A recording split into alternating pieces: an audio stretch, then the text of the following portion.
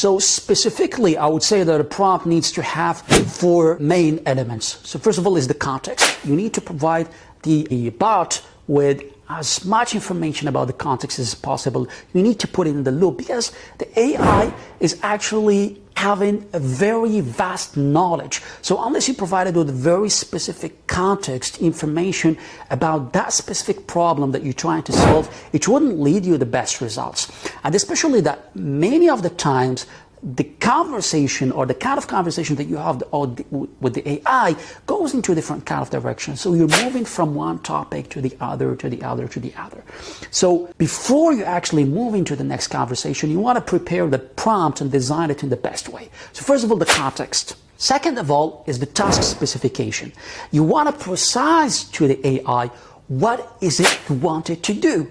Tell it exactly what is it you want it to do. And that is a very important element.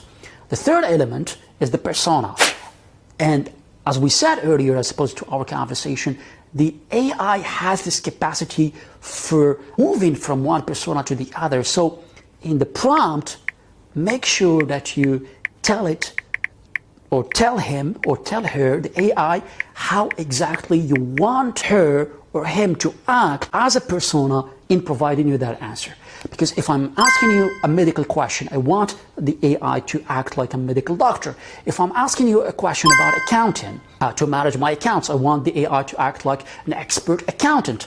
If I'm asking you a question, or I'm asking the AI the question about financial advice, then I want the AI to be acting as a financial advisor with an extensive experience in financial services, consulting, etc. And so on and so forth. Though persona is extremely important and you need to precise it each time you move from one conversation to the other.